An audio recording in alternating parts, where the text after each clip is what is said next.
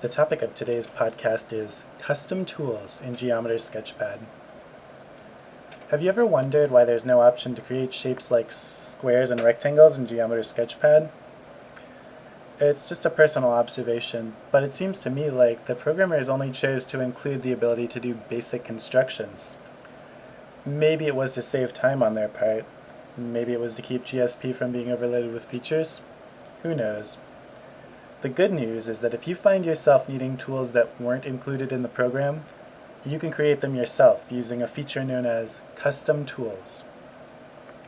Custom tools are incredibly easy to create and use. You're probably familiar with the idea that the things you draw in GSP have dependencies on each other, but if not, here's a quick explanation. When you draw a line segment, essentially you're just connecting two points. And the points can move freely, but the line segment itself depends on those points.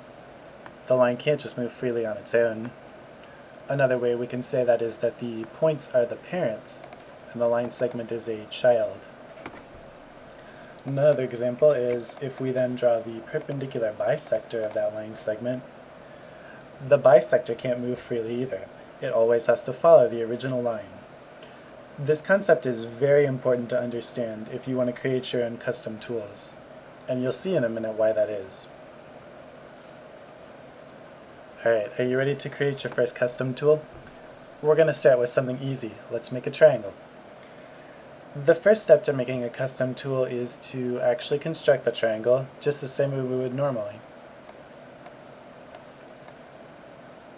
Alright, there's our triangle.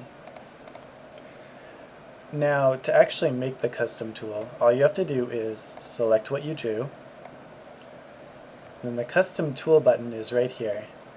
You're going to click the button and hold it down for a second until this menu opens. We're going to choose Create New Tool. Give it an appropriate name. That's actually all there is to it. Now, to see how to use our tool, we're going to go back to that same menu. And here's our new tool.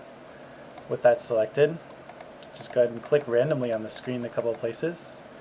You see that the tool is automatically drawing triangles for you.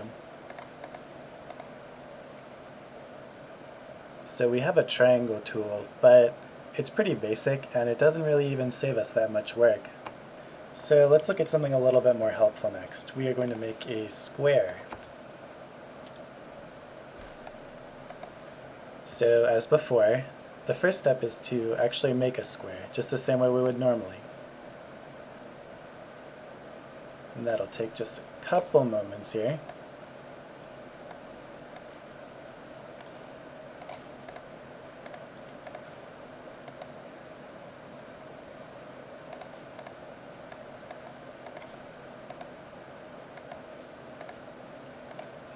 Almost done.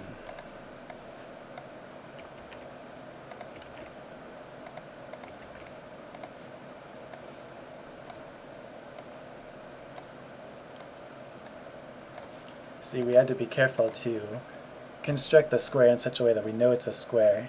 We can't just eyeball it. Alright, now that our square is finished, we're going to make a tool out of it.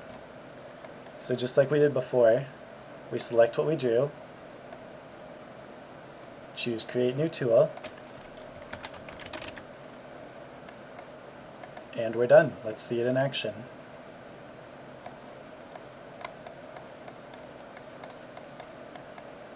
Alright, so looks like this tool is working too.